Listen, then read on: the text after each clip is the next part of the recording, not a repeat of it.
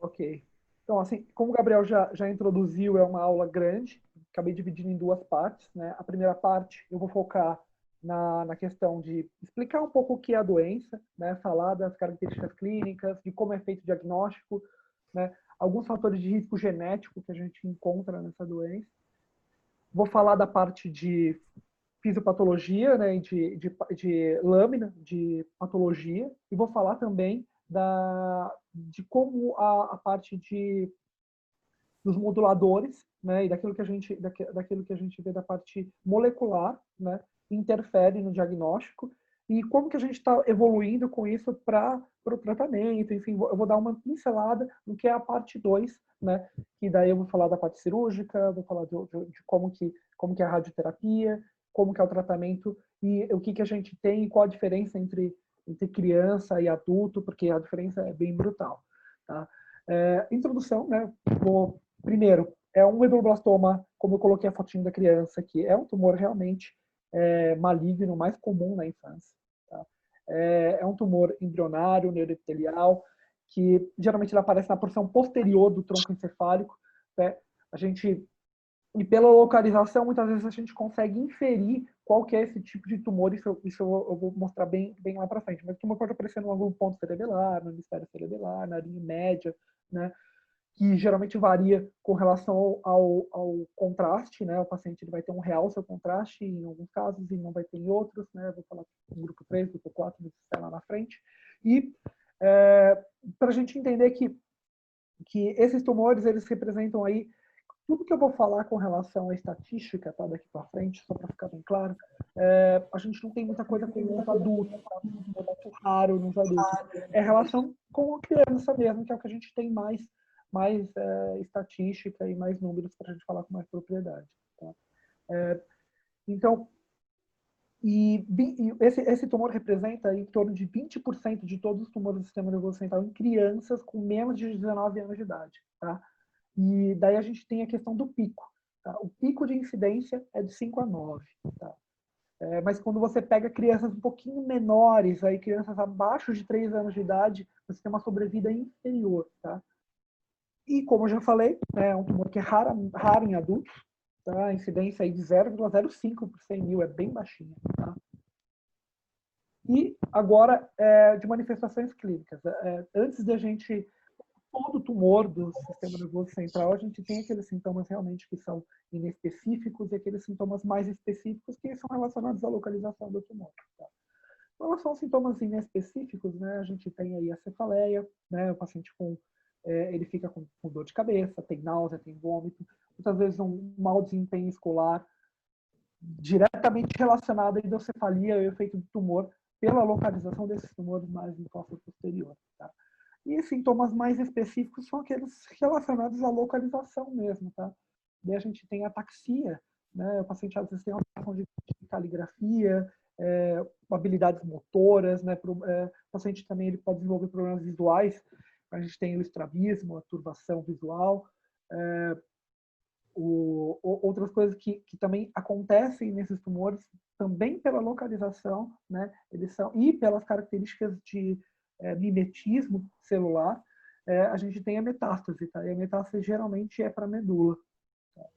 E essa metástase medular também tem os seus sintomas relacionados à localização, tá? Como a gente vê aí, o paciente ele pode ter dor, ele pode ter dificuldade de marcha, raramente, bem raramente, né, alterações aí na bexiga, né, com bexiga neurogênica ou disfunção intestinal, intestinal, mas pode ser bem raro. Outra coisa que pode acontecer é o macroencéfalo, tá? Isso acontece mais em crianças bem pequenininhas, porque elas não têm as fezes, né, cranianas fechadinhas, então o tumor, como ele faz uma hidrocefalia, isso pode acontecer do paciente ficar com um crânio maior, tá? Isso acontece quando tem crescimento rápido, disseminado, isso subaracnoide, isso mais em pacientes precoces, aqueles menos de 3 anos de idade, que é aquele que tem a mortalidade aí maior e mais acentuada. Agora, né, falando de diagnóstico, primeira coisa são sintomas clínicos, que eu já falei no slide anterior, tá? É um diagnóstico puramente por imagem, tá? A gente tem, o paciente faz diagnóstico por ressonância magnética ou por tomografia, cada um tem suas peculiaridades. Uma coisa importante para a gente sempre o líquor desse doente, né? Porque como tem uma disseminação para a medula, a gente tem que procurar para ver se nesse líquor tem células neoplásicas, porque isso vai modificar um pouco com relação ao tratamento e também o prognóstico e como a forma como a gente vê esse doente como um todo.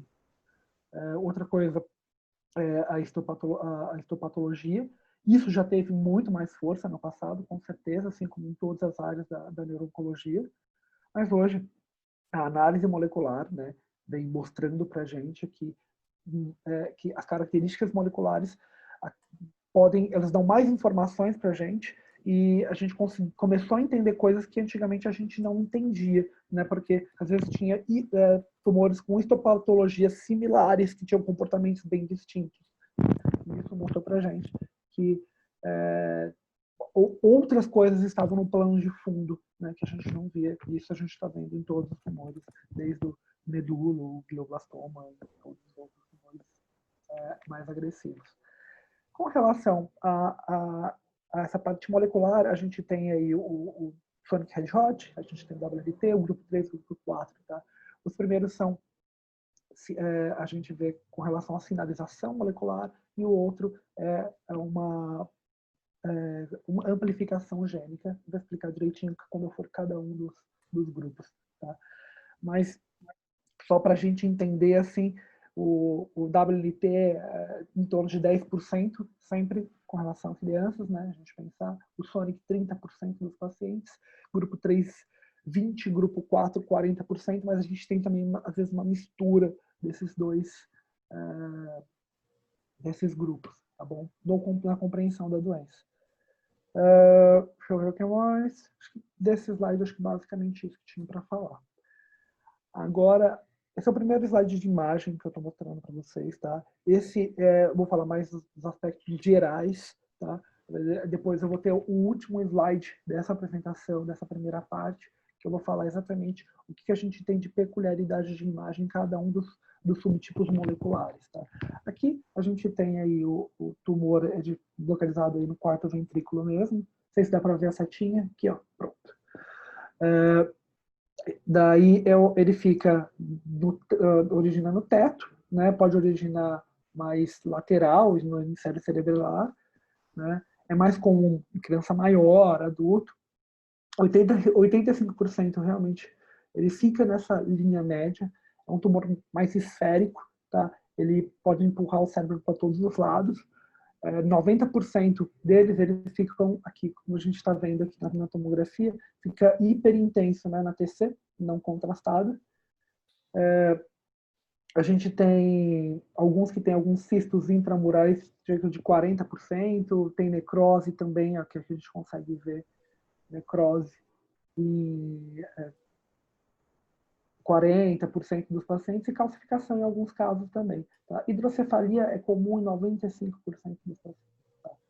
Pela localização, né? Você destruir a comunicação ventricular. Tá? Realce pelo contraste, a gente encontra em alguns, né? E disseminação licórica, sempre procurar. Tá? Tem alguns estudos que mostram cerca de 30% de disseminação licórica, mas pela localização dá para a gente inferir, né, que isso é alguma coisa frequente. Esse slide eu achei bem interessante para a gente falar com relação a fatores de risco, tá? E são fatores de risco genético. Ninguém tem um meduloblastoma porque quer, né? Só tem quem pode. Quem pode tem alterações genéticas. E a gente mostra aqui e é legal esse slide que a gente tem na base aquilo que causa que tem menor impacto, né, e menor frequência. A gente vai aumentando a frequência aqui quando a gente vai no X, tá bom? Por exemplo, a gente tem algumas coisas que são raras, mas quando o paciente tem, né, ele tem maior chance de ter o meduloblastoma, como a síndrome de Gorlin, né? Outras coisas, o paciente que tem o gene sulfo, né, ou o PTCH1, mutações do PTCH1. Esses pacientes, eles estão aqui na parte de cima, ó, esse eles têm, são genes que você encontra, mais raro, mas quando você encontra, o paciente tem mais chance. Mas a maioria dos doentes, a gente vai encontrar, eles ficam aqui nessa outra parte aqui, que é, tá bom? Que é do PALB2, né? E o BRCA, tá bom? BRCA2. Esses são aquilo que a gente encontra com maior frequência, né? Apesar de quando você encontrar o risco de ter medulloblastoma não é tão alto, mas em números absolutos acabam sendo os pacientes que a gente encontra nas listas de operação, tá bom? Os genes que geralmente eles são envolvidos na sinalização, tá bom? São mutações de genes envolvidos na sinalização, que a gente acaba falando do Sonic Hedgehog, do WNT, tá? Síndromes genéticas, né? Diffram-Lang, né? Tá aqui, alterações do TP53, né? A polipose adenomatosa familiar, também a gente está aqui no nível intermediário, né? As mutações do APC, a gente também consegue ver em muitos pacientes. Então, eu achei interessante esse slide exatamente por mostrar muito claramente isso para a gente. Aqui, nessa lateral aqui, eu coloquei algumas alterações só para a gente ficar atento, umas especificações de cada um dos genes, né? Por exemplo, o gene da APC, do BRCA2, do PALB2 e o PTCH1, sulfo e TP53 foram encontrados em 5,9% dos pacientes, só para vocês entenderem qual a frequência desses genes. E daí a gente tem mutações de sulfo, né? daí você percebe que algumas mutações elas são mais comuns em pacientes mais novinhos, tá? Por exemplo, aqui a mutação de sulfo do PTCH1, você encontrou que é da síndrome de Gorlin, 21% dos pacientes com menos de 3 anos de idade. Que é aquela variante que eu falei que são pacientes que têm uma maior gravidade, quando a gente encontra esses doentes, eles acabam tendo uma mortalidade maior, infelizmente. Mutações germinativas, né, de Liefeld-Line, mais o Sonic Hedgehog, a alteração, você encontra em 24% dos pacientes entre 5 e 14 anos de idade. É outra alteração, que pega um pouquinho do pico e um pouquinho dos pacientes mais pré-adolescentes. Tá? E mutações do APC, né, que é da polipose adenomatosa familiar, a gente encontra em 7,4% dos pacientes com WNT. Tá? Já falo nele, a gente acaba dando pinceladas nessa parte molecular em toda a aula, tá bom? Aqui, nesse slide, é um slide que eu coloco o neurodesenvolvimento versus, né, o neurodesenvolvimento normal versus a tumorogênese, tá bom?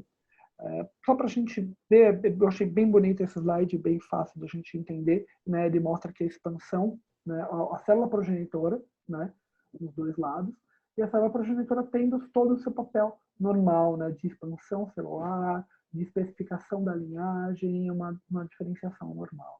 A mesma coisa aqui, a gente tem a célula progenitora, só que daí aqui a gente tem uma overproliferation, uma proliferação aumentada, e uma linhagem modificada, né?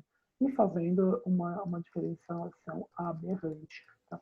E como isso ocorre, né, que é o que eu acho interessante, que é o que a gente mostra nesse slide. É claro que aqui é uma sopa de letrinhas, acho que não faz sentido eu ficar lendo letrinha por letrinha, explicando para vocês aonde que pode alterar e o que acontece. O mais importante é a gente entender realmente qual o mecanismo que a gente acaba interrompendo, que faz com que essa linhagem não tenha uma diferenciação normal e passa a ter uma diferenciação aberrante. Tá? A gente pode ter isso na forma de transcrição de proteínas envolvidas. Então, quando a gente tem alguma alteração na transcrição, né, a gente vê que qualquer um desses genes ou as alterações moleculares podem desencadear essa alteração. A mesma coisa na remodelação da cromatina, a mesma história pode acontecer quando a gente tem qualquer alteração, tá bom? Então, fazendo com que a gente tenha uma alteração na transcrição das proteínas envolvidas no remodelamento da cromatina, descendo, e modificação das histonas nesse painel inferior. E a falha em coordenar esses resultados transcricionais, ela resulta aí nessas mutações e nessa formação aberrante, tá bom? E você acaba tendo uma arquitetura dessa cromatina alterada, tá bom? Isso faz com que você tenha uma disfunção genética e uma alteração nessa célula, tá bom? Agora, essa parte aqui, a gente tem alguém da patologia aí, porque eu vou explicar, mas assim, algo que para mim é difícil, né? Porque não é algo que eu tenho muita familiaridade. Eu lembro da aula que eu tive da patologia na graduação e quando a gente tinha que olhar o microscópio. Mas assim, o que a gente tem, que eu vou tentar fazer um paralelo aqui nesse slide, é basicamente a questão da histopatologia, tá, versus o molecular. Primeiro, vou falar da histopatologia, a gente tem imagens para a gente ver, né, o molecular a gente não consegue ver ele com tanta clareza, é claro que tem fotos, mas assim, o histopatologia que mostra para a gente consegue ver, por exemplo, no modelo clássico, que é esse primeiro aqui que está no ar, a gente realmente vê umas células em forma de folhinhas, ó. Não sei se dá para ver, vai, não precisa forçar muito. Ó. Folhinhas com pleomorfismo nuclear leve a moderado, tá? Pleomorfismo, quando você avança um pouquinho mais tarde, você vai ver que as células elas têm, elas não são tão diferentes, né, entre si. No B, eu coloquei 2 nomes, porque realmente ele tem 2 nomes, tá? Ele pode ser chamado de célula grande ou anaplásico, tá? LC/A. Essas células grandes, ela tem um núcleo pleomórfico, tá? Ela tem uma alta contagem mitótica, então elas são células que estão se dividindo bastante, e tem uma apoptose abundante, tá? Tem muita apoptose quando você aproxima e você consegue ver que as células morrem, você tem até vários espaços já branquinhos que você perdeu célula. E você tem o terceiro padrão, que eu coloquei até um subtipo desse terceiro padrão, porque faz diferença para a gente quando a gente vai olhar um molecular, tá? Que é esse terceiro é o desmoplásico, né, ou nodular. Tá? São nódulos celulares necrocísticas, né, e células desmoplásicas em torno de células embrionárias, mostrando um pleomorfismo nuclear variável. Tá? E essa célula aqui, né, que a gente está vendo aqui no C, ela pode ser chamada de MB, né, que é extensa nodularidade, tá? Que é uma variante da desmoplásica, tá? Que você vê essas regiões aqui que a gente chama de ilhas pálidas, né? Tiago? Olá, pode me explicar, se você quiser entrar, é isso que eu queria, Vitor. Pode entrar, porque essa parte eu não domino. Tranquilo, sem problemas. Vamos lá. Primeiramente, achei muito legal fazer a correlação na parte morfológica com a molecular. Por mais que a molecular a gente não consiga ver e a molecular traga muita informação, a morfologia também é muito importante, como screen inicial, como orientadora de qual o padrão molecular mais provável desse caso. Tá? O que você mostrou, esse padrão clássico, a gente costuma descrever como padrão de células pequenas e azuis azuis, com esse padrão arquitetural Sheets-like, que é o padrão arquitetural mais sólido, difuso, que é mais típico do clássico. O grande células anaplásico foi isso mesmo que você descreveu. São lesões com células muito grandes, pleomórficas, pode ter canibalismo celular ou uma célula envolvendo a outra, isso pode acontecer. Com também muitas figuras de apoptose, às vezes um padrão Starry-Sky, como essa foto que você escolheu muito bem. O padrão desmoplásico nodular e sem nodularidade, como você colocou, e é correto inferir isso, são um contínuo morfológico em que a gente observa no meio das células pequenas redondas azuis, são um componente mais imaturo, a gente observa essas grandes ilhas de componentes células de padrão neurocítico, ou seja, o padrão, a célula mais madura do que o padrão mais embrionário do medulloblastoma. E o que ajuda muita gente nesses casos de lesão desmoplásica nodular é fazer a reticulina, que é uma coloração específica que permite a gente ver as bandas colagênicas mais delicadas que delimitam esses nódulos e ajudam a gente a fazer esse diagnóstico. E acho que você vai explicar mais para frente que, para a gente também na patologia, esse padrão morfológico é muito importante porque ele tem algumas associações moleculares mais específicas. Acho que você vai abordar um pouco mais para frente. Exato. Vamos lá. Então, muito obrigado, Vitor, ajudou muito, né? E, assim, o que eu vou falar? Vou tentar fazer um paralelo, tá? Com a parte molecular, tá? O Sonic Hedgehog, por exemplo, que é o SHH, né? A gente tem aí uma relação com o... Você encontra 45% na parte clássica, tá bom? Com o tipo histológico clássico. Você tem com o tipo histológico desmoplásico de 30 a 35% dos tumores também você encontra. E do MBEM, que é uma característica desse desmoplásico, né, 10 a 15%. Então, assim, para eu guardar, eu pensei 40, 30, 10, tá? Para a gente entender onde o tipo clássico e onde aparecem essas alterações. Só que o que a gente vê também é que o Sonic a gente tem duas partes. Você tem o Sonic TP53 tipo selvagem e o TP53 mutante. Tá? E cada um tem uma associação maior com um tipo. Tá? O desmoplásico é do tipo mais selvagem, tá? E o mutante é com LCA, tá? Aquele do anaplásico, tá bom? Com as células grandes. Outra coisa que a gente tem que ver com relação à parte molecular é o WNT. Tá? O WNT quase todas, né, quando você volta do molecular para o histopatológico, quase todas as células você encontra o tipo histológico clássico. Tá?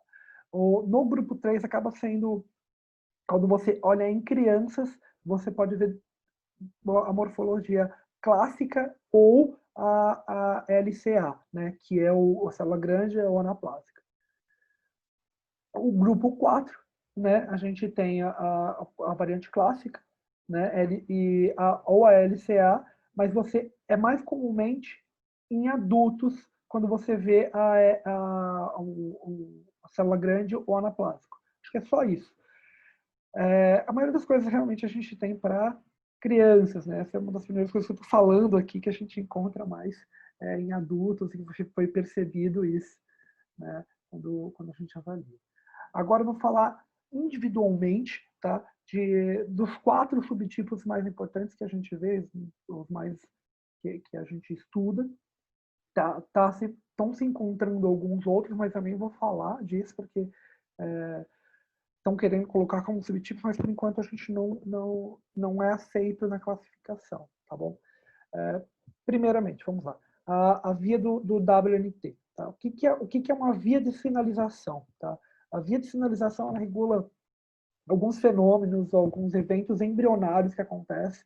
Eu aprendi isso lá no primeiro ano do curso de medicina, né, quando a gente vai estudar toda a parte embriogênica e organogênese e a diferenciação, né? E ele faz realmente isso, né? Ele pode avaliar a polarização, se é o que é parte de cima, o que é parte de baixo, os membros e toda a migração celular. É um gene importante, é uma via de sinalização importantíssima para o desenvolvimento do ser humano e de qualquer célula. Tá? E a gente vê que a gente encontra em 10% dos casos, tá bom?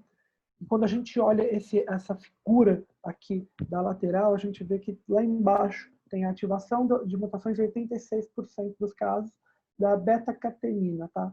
Vamos refixar essa parte aí, que eu acho que é a mais importante. Claro que a gente tem outros, tem a mutação da PC, que acontece aí em 8% dos casos. Vamos ver o mais importante, que a gente encontra mais e tem mais estudos, tá?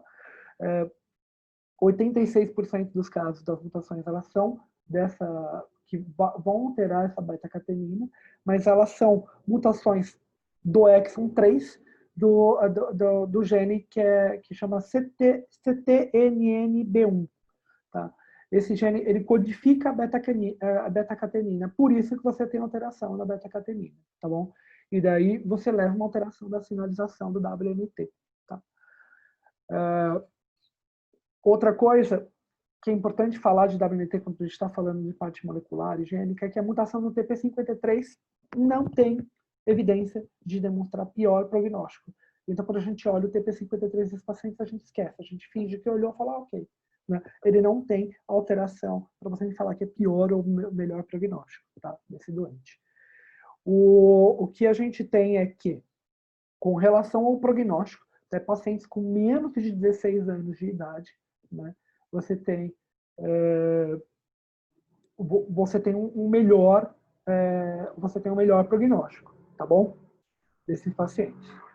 E adulto, o resultado pode ser menos favorável. Então, é uma das coisas que varia com relação àquilo que a gente fala de tumor de meduloblastoma. Tá? É aquele que, tipo, é melhor na criança e pior no adulto. Todos os restos é o contrário, tá bom? Mas guarda isso. Por quê? Porque isso é importante. Mas, assim, você acaba encontrando aí a maioria dos casos em criança entre 3 e 5 anos de idade, tá? E em adultos.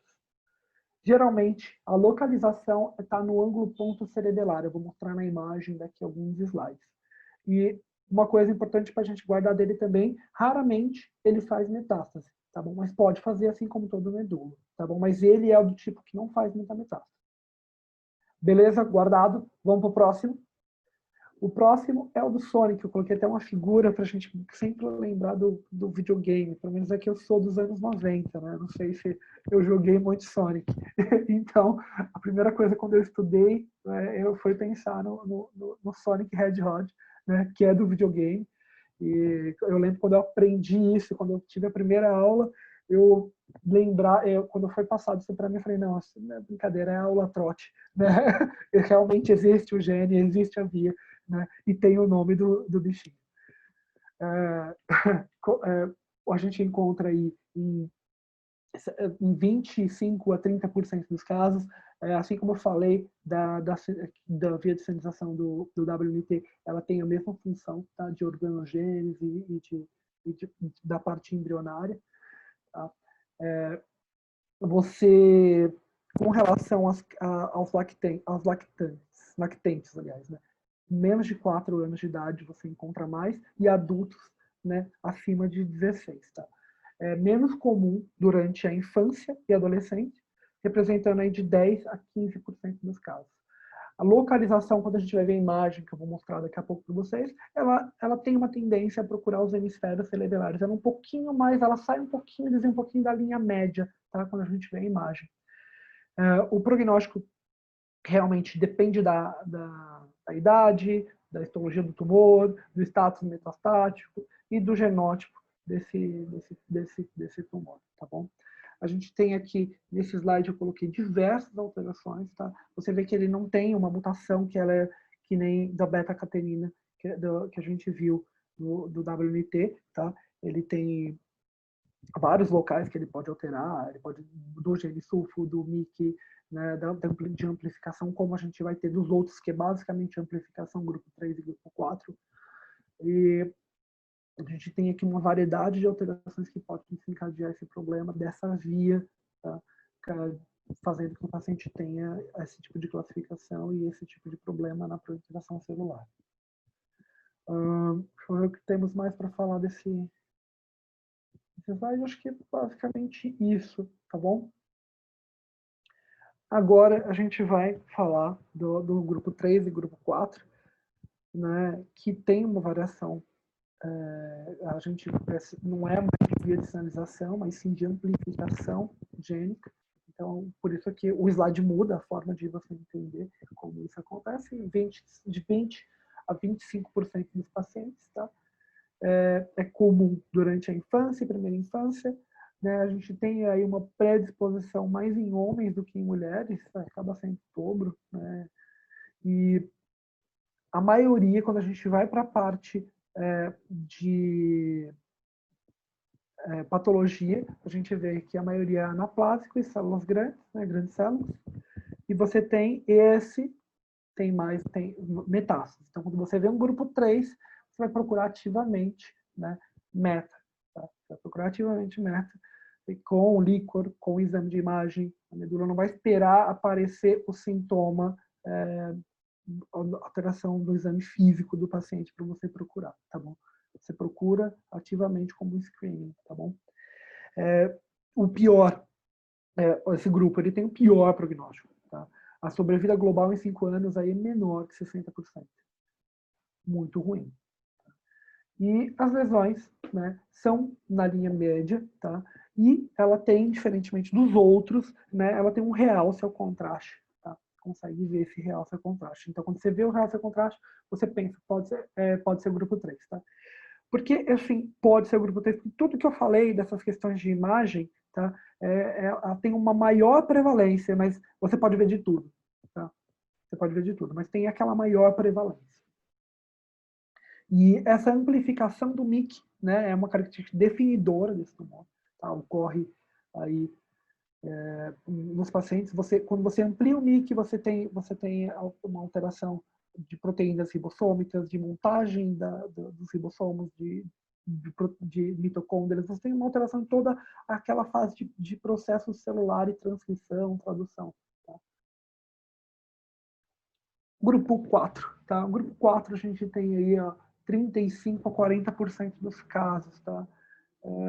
E você vê no ponto de vista histopatológico, você pode encontrar em todos eles, tá? Todos aqueles que eu falei lá atrás.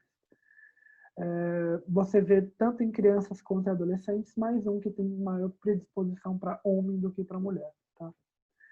Metástase. Tá? A gente encontra em 1/3 dos pacientes metastáticos no momento do diagnóstico. Olha como isso é importante. Quando você faz o diagnóstico, no primeiro screening que você vai fazer desse doente, você já encontra metástase. E nos que você não, e quando você retira, ou quando você trata, você tem uma tendência recidiva aí nos próximos 5 anos muito alta. Tá? A lesão você encontra na linha média também, só que a diferença para o grupo 3 aqui, na maioria dos casos, você não vai encontrar realce ao contraste. Tá? Para a gente diferenciar a questão da amplificação do grupo 3, do grupo 4, a gente usa a metilação, tá, do DNA. Tá? E você vai acabar se baseando na expressão gênica para você definir o que é T3 e o que é 4. E agora a gente vai para esse último slide, tentando aí remontar aquilo que a gente falou no passado, nas outros slides, e fazer uma imagem mental aí do que são esses tipos moleculares, tá, para a gente. Tá? O WNT, né? Aqui tem uma imagem que a gente consegue ver que ele está realmente no ponto, no ângulo ponto cerebelar, tá? Ele tem essa tendência. Às vezes a gente fica, então tem que ver se está no ponto cerebelar, porque o do Sonic ele aparece hemisférico, então ele está mais centralizado no cerebelo, tá? Então a gente tem sempre rolar assim, para você definir isso bem, para a gente, que enfim, o pessoal da radiologia acho que é muito mais fácil. A gente tem que tomar cuidado, às vezes a gente acha que está no ponto, não, ele está mais no hemisfério, na cerebelar. Você vê que nenhum desses tem realce ao contraste, ao contrário do grupo 3, que a gente já está vendo aqui, o realce ao contraste, está numa linha mediana, né? Você consegue ver ele bonitinho nessa linha mediana. E o grupo 4, né? Essas lesões na linha, só que você não tem o realce ao contraste, tá bom? Queria abrir agora para dúvidas com relação à classificação e com relação aos casos. E fala para vocês que a próxima aula, só isso, a próxima aula a gente vai falar de ressecção, né, tratamento cirúrgico, radioterapia, tratamento quimioterápico, e vamos falar também de tendências e novidades que podem surgir aí nos próximos anos, tá bom? Tá aberto para dúvidas.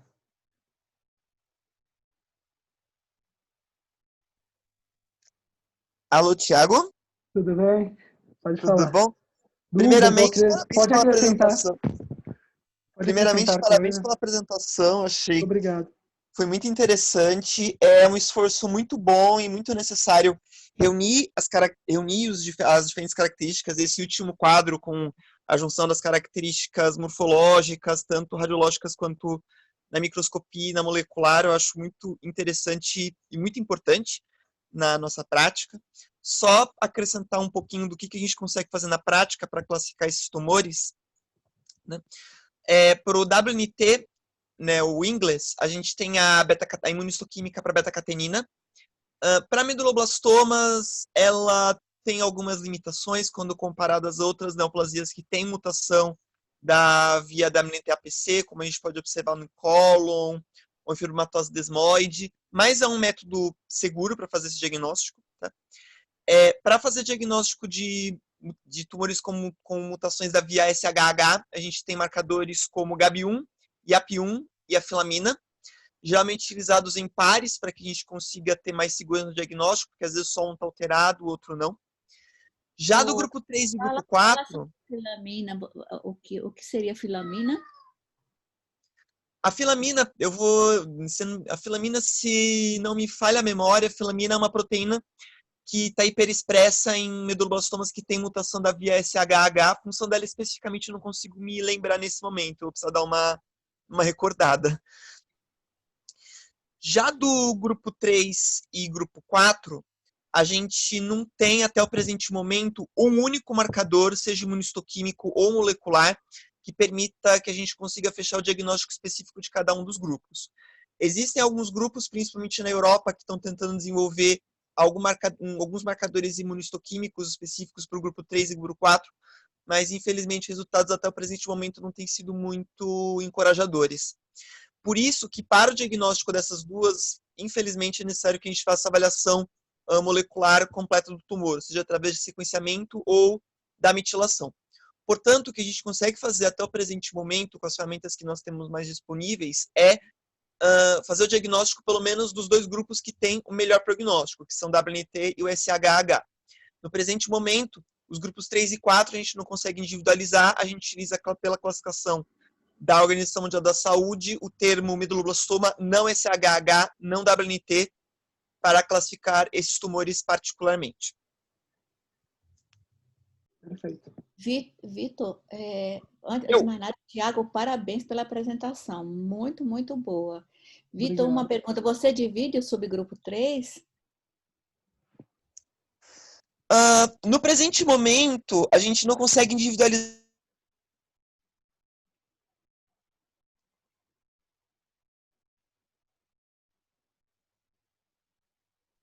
Acho que ficou mudo.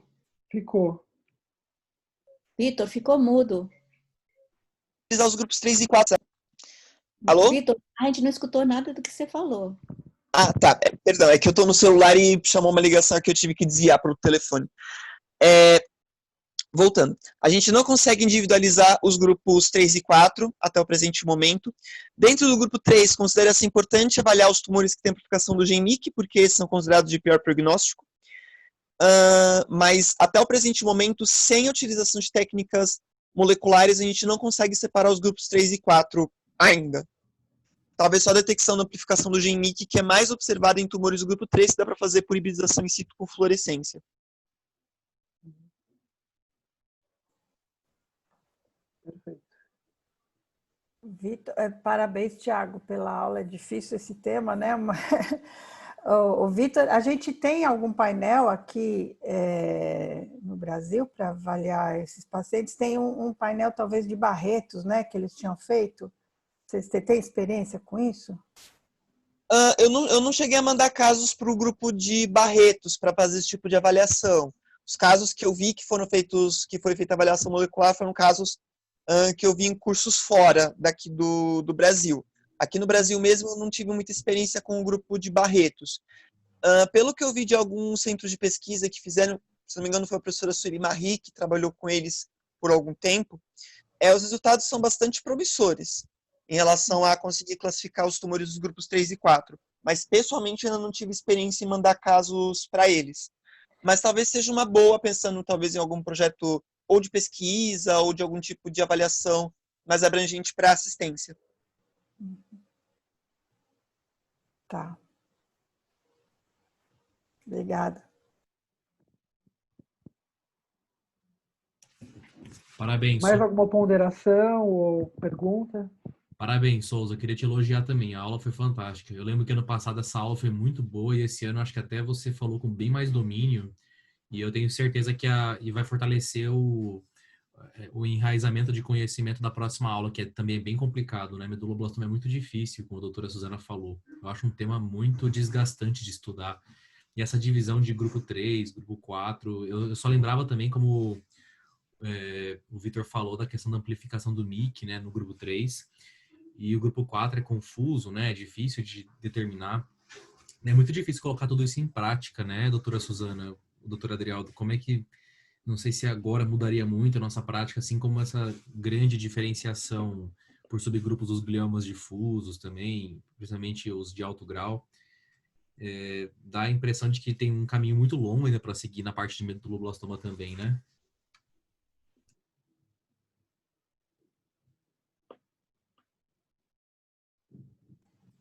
Não sei se a doutora Drauzio quer falar. É que, assim, a literatura muito maior é das crianças, né? E acho que no grupo pediátrico já existe alguma tendência, por exemplo, a talvez diminuir a agressividade do tratamento, por exemplo, do WNT, ou eventualmente diminuir a dose de radioterapia, enfim.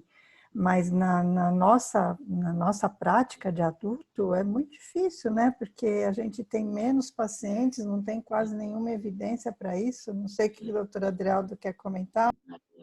Então, é interessante, Suzana, isso que você comentou, porque assim, até no último ano saíram vários artigos, né? Sempre comparando isso aí, até que ponto a experiência de criança pode ser aplicada em adultos, né? E assim, em linhas gerais, o que a gente tem feito, na verdade, é isso, tentar replicar até onde for possível o conhecimento aplicado da pediatria, mas eu acho que uma linha geral é justamente essa, assim, tentando pensar em diminuir a neurotoxicidade, na medida do possível, consolidar com químio e tentar diminuir a dose de radioterapia. Pelo menos daquele grupo italiano famoso, que tem muita experiência com medula, é o que eu tenho visto deles.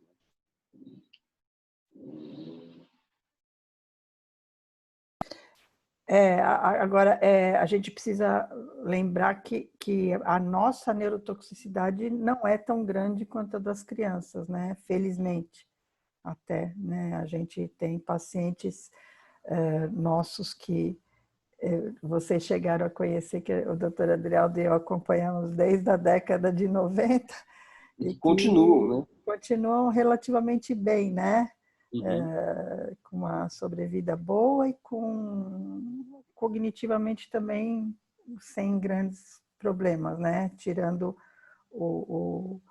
aquele paciente que tinha justamente um Golgi que a gente nem sabia naquela época, né? Que teve a complicação dos vasos celulares, mas de resto, assim... mas é um desafio para a gente aprender isso e entender melhor e colocar isso na prática, né? Acho que a gente está caminhando para isso, se Deus quiser. Com certeza.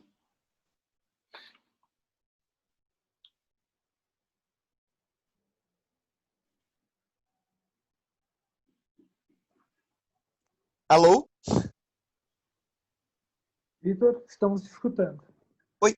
Não, só um comentário rápido que eu dei uma procurada aqui no Alberts, ao mesmo tempo que eu estava vendo a apresentação, sobre o que é a filamina, que a doutora Sueli perguntou. A filamina é uma proteína da família da actina, que atua na ação do ciclo celular através da incorporação ou não dela no citoesqueleto. Quando existe alteração da filamina, existe alteração das vias de apoptose, e talvez por isso explique o surgimento de neoplasias associadas à mutação à hiperexpressão dessa proteína. Muito obrigado, hein, Vitor, por ter se preocupado e por ter procurado.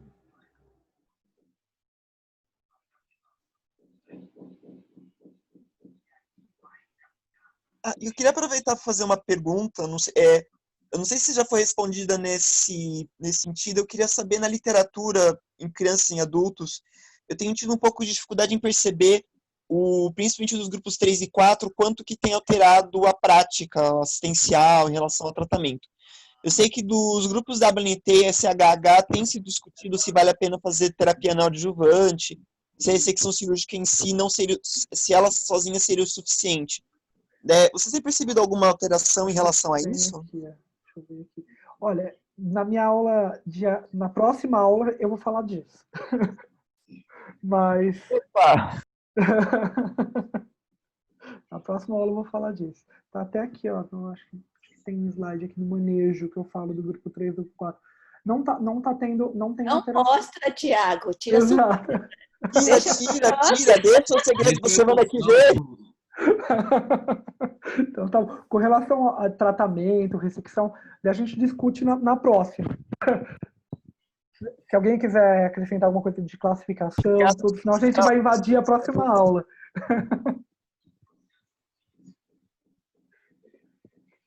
Alguma ponderação, dúvida com relação à classificação, à parte molecular, à parte de patologia? Acho que é isso mesmo, Souza. Obrigado pela apresentação, viu? Foi muito boa a aula. Nossa, eu tô impressionado como foi boa a sua aula. E não esperava menos de você também. Foi muito boa. Lembro do ano passado que já fez sucesso. E então eu vou interromper, Souza. Eu vou salvar o vídeo já, tá bom? Perfeito.